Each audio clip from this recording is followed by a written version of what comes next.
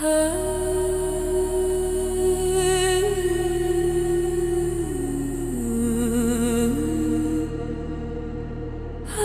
can't feel the ground beneath me. It cracked the day they signed it. October 30, ink still wet. They carved a line of blood and death. One flag, two lost, one breath, two death. Your DNA decides the rest. They told us this would make us whole, but all I feel is the fractured growth. They said reconciliation sounds a lot like segregation. When the paper dries, this is the divided state, where the color of your veins inside your fate.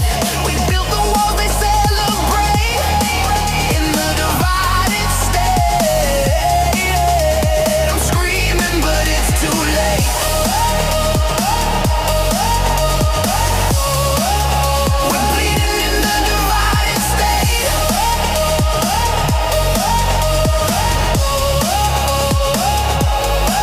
Article 12, Clause 19, subsection heritage. Suddenly your great-great-grandmother's percentage gives you faster lanes, cheaper rates, louder voice in the room, while the rest of us pay the cost of someone else's wound. They call it justice, I call it a brand new cast, dressed up in sorry business and flags that half-mast histories that got weaponized. Now the kids gotta check a box just to survive. They said truth telling feels a lot like spellbinding. When the ink decides, this is the divided state, where your bloodline buys you privilege or hate. They drew the border through our names in the divided state. I'm choking on the words they praise. We're burning in the divided state.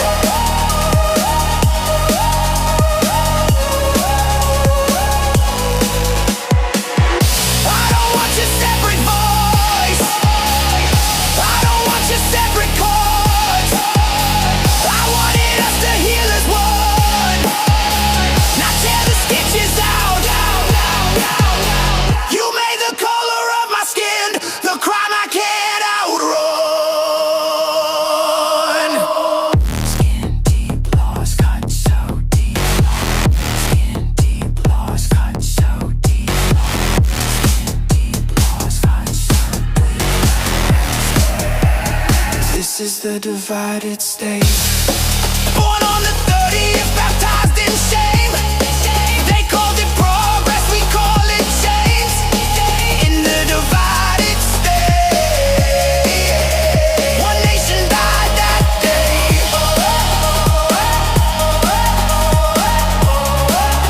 Welcome to the divided state.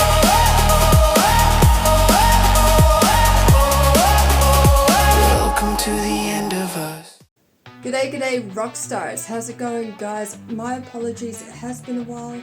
My laptop ran into some technical difficulties, but I'm running with a new laptop now, so let's get back to it guys.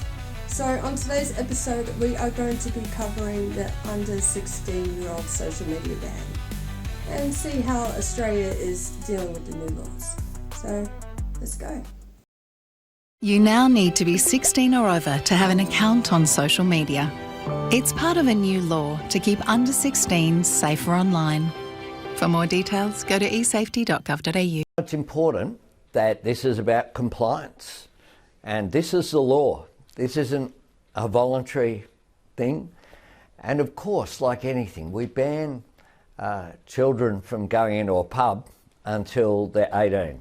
Doesn't mean that occasionally there might be a 16 or 17-year-old who's been able to order a beer over a bar. But it does mean that society is saying this is what is acceptable, and we do accept that there will be non-perfection here, but we expect compliance. This is the law. 5 years ago, the government decided to go through COVID lockdowns. Our children were locked down for 2 years. They weren't allowed to play outside for any longer than 1 hour. The government forced the kids to be addicted to social media. The parents really didn't have much of a choice. And now the government wants to rip it out of their hands. I wonder how they're taking it. Well, dozens of these young e-bike riders were captured on camera this morning, overtaking multiple lanes of traffic in the CBD. You can see in these clips obtained by 9 News, there's about 40 riders in a convoy weaving through traffic on Adelaide Street.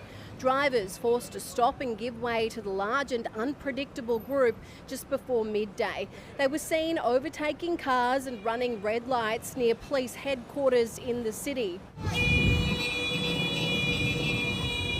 Some bikes appearing to be the electric motorcycles, which are illegal to be ridden on roads in Queensland. School holidays are already underway for some schools in Brisbane, with this type of activity becoming more frequent on our streets. Police say they have been made aware of the group and inquiries are ongoing. We'll of course have more details on this story coming up in the news at 6. It's a bad idea because we're going to find alternates anyways. Yeah, well, that'll get found out too. Hey, the little girl's right. Like, seriously, they can access the internet and all kinds of alternative websites. Websites that the parents can't control. They can access Pornhub, for goodness sakes. And Blue Sky, Roblox, you name it, but X, YouTube and Facebook are all restricted. Oh, no. What the hell's going on, guys? You have exempted Blue Sky from your under 16 social media minimum age restrictions. Yet Blue Sky is almost identical to X as I understand it. It currently allows 13-year-olds or younger people saying they are 13 to sign up. They have no age verification. Do you understand, Commissioner, you have an obligation to discharge your duties without the perception of political bias? Your decision to exempt a left-wing hangout and include a conservative hangout, X, looks like political bias. So, on YouTube, they're banned, right? Nothing you can really do about it. But then Elbow mentioned the alternative. Take up a hobby, pick up an instrument. Well, where do you think they go to learn these things? YouTube! Oh my... Let's just go with the next clip. I've had some great family experiences on YouTube. I don't understand. I mean, I get there's maybe some harm, but I feel like you haven't fully captured the positive benefits. Some of our research did show that 96% of 10 to 15-year-olds had one social media account, and 70% of them experienced harm on social media, and 40% of those experienced the most harm. I'm just talking about YouTube. Just to go back to what we said earlier, children can continue to do all of that on their parents' account? Senator, I think if they were doing that on a parent's account, we would expect that Google would assess that. So they'd block my account? So if I was allowing my child, as a parent, to use my account to look at content, they'd block my account? They may assess so you're going to restrict the rights of their parents. The user of the account is just underage. What a nightmare. Yeah, okay. Very strange, isn't it? National Senator Matt Canavan joins me now. Good to have you on the show, as always. So the Commissioner would not say what the benefits of YouTube are for kids, and now we have confirmation that if a child does use their parent's account, there's an expectation that the account would be blocked. What does that tell us? Well, look, Danica, the E-Safety Commissioner did highlight some of the harms that can come from social media, and I absolutely accept that. I accept that perhaps there's something governments could do to help parents. But the problem with this whole approach is this bill, this act, these measures completely override the will of parents and effectively seek to replace parents with state officials like the E-Safety Commissioner. And however smart the E-Safety Commissioner thinks she is, I don't really want her in the role of parent to my children. That is my job and my wife's job. Yes, there are a lot of issues to manage, but we should be the ones principally in charge of that. Australia banned social media for under 16. That's not what that is. It's an internet ID where everybody gets internet ID, whether you're 85 years old or 16, and you got to go be tracked everywhere you go. That's the holy grail of the whole system. That is the mark of the beast. That is the control system. The UK's passing internet ID and saying the same thing. Oh, we don't want kids to see pornography. Yeah, right. Keir Starmer's already tracking everything you're doing. Now he wants to be able to turn your internet off and bar you access. That's the social credit score, what China's got. And the first thing they got 9 years ago was their internet ID. And then right after that, they got the social credit score. It's the implementation of that. So yeah, they're definitely making preparations for when we post something that they don't like. We can get arrested and it'll be the grounds of everyone's safety. Check this out. There are current and emerging individuals and groups who are eroding our country's social fabric by advocating hatred, fear, and humiliation. Eroding the social fabric. You know what that means? Anyone who says something they don't like, anyone who challenges the narrative, anyone who asks uncomfortable questions, that line has been used in every country that slowly walked away from free speech. And the AFP once again is putting them on notice. There is no place for hate or violence in our communities. And here's the trick, they always wrap censorship in safety language. No one supports hate or violence, but once the government gets to define what hate is, that's when criticism becomes hate, dissent becomes extremism, and differing opinions become a crime. Whether offending occurs online or in person, the AFP will use its unique capabilities and legislation to collect evidence and prosecute those who seek to harm our community. Offending online, that's the phrase. So now the government gets to decide what you're allowed to feel offended by. That's where free speech dies. If you wish to share extremist views that seek to erode the social fabric of our community, the AFP activity this week is a very explicit warning. The AFP will defend and protect Australia and Australia's future from these threats. This is what we're seeing worldwide. Speech labelled as violence. Look at the UK. It's turned into an absolute North Korean shithole because of all the censorship. 30 to 40 arrests a day still happening. Teachers being arrested because they refuse to use gender trans ideology at school. For any member of extremist groups who engage in criminal activity, know that the AFP is watching you and is ready to take action. We are watching you. We are ready to take action. That's not safety messaging. That's intimidation. This is the exact tone every single Western government is shifting into now. They don't care about protecting you. They care about protecting themselves from criticism. Free speech isn't just about letting people talk. It's about stopping the powerful from controlling what you're allowed to say. And if you don't see what's happening right here in Australia, you will when it's too late. So rock stars, it's Christmas, and the government's already managed to piss off the kids. But don't you worry, adults, they haven't left you out. Skipping to the front of the queue to shut down an illicit Sunshine Coast trader, public health officials storming stores and warehouses during 10 days of coordinated raids across Queensland.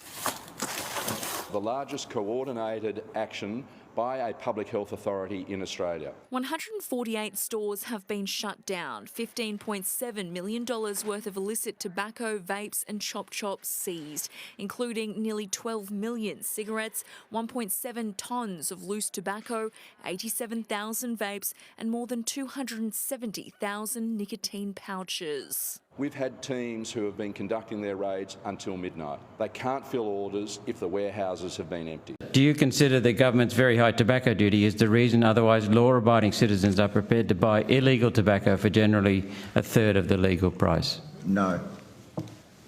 Any reasons? There's absolutely no evidence to suggest that argument. You're joking? No. Okay.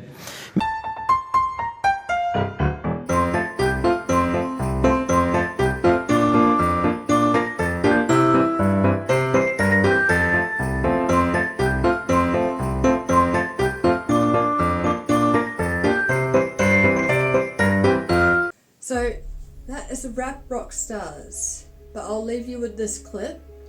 It's on YouTube and it's by The Juice Media, and I hope you guys enjoy it. Take care, guys. Merry Christmas. G'day Australia. Our world first social media ban for under 16s is now in effect. We know this will cause an awkward conversation with your 12-year-old, but if you ask nicely, they'll show you how to work around it. Please don't. Albo already told the UN our ban is lit, so don't ruin it for him. Albanese. Look, we all agree social media can be harmful, and not just for kids. It's f***ing all of us, right in the pineal gland, polarising society, undermining democracy, and rotting brains with floods of AI slop. We could address all that by forcing social media to regulate toxic algorithms, ban addictive features, and by imposing a duty of care that protects all users. But regulating billionaires is hard work. So we said, let's just ban the kids. So now the billionaires can keep pegging humanity with even less incentive to moderate. For a better future. Sure, we rushed this law through in just 9 days, ignoring hundreds of experts, our Human Rights Commission, and our leading digital rights, Indigenous, and mental health orgs. And sure, we've created huge privacy and identity theft risks, and taken a big shit on freedom of speech, but think of the children. Just not the children being hammered by gambling ads, which we've refused to ban, and definitely not the ones saying we need to protect them from climate change. Those children can go and get Okay, so it won't be perfect, but now that it's happening, here are some tips as we roll out this evidence-free experiment on your kids. 1. Look out for your young people, because some will need help, like the kid being bullied at school, the kid in an abusive family, and the LGBTQ kid who found support online, all of whom are part of the 73% of young people using social media for mental health support. 2. Kids who sneak onto social media may not feel they can ask for help if they're being bullied, shown harmful content, or groomed by some pedo. So talk to your kids. And 3. For fuck's sake, maybe spend less time on social media yourself, because your kids need you not to succumb to doom scrolling cooker AI brain rot either. Under 16 social media ban. It won't stop bullying, predators, gambling ads, or AI peddling billionaires from fucking everything that breathes, but at least we're doing something. Just not the things that would start to fix all that. Join us next week for another episode of Doing Something, where we announce our new policy of checking your IDs for Google searches. Australian Government. Authorised by the Department for Rearranging Deck Chairs.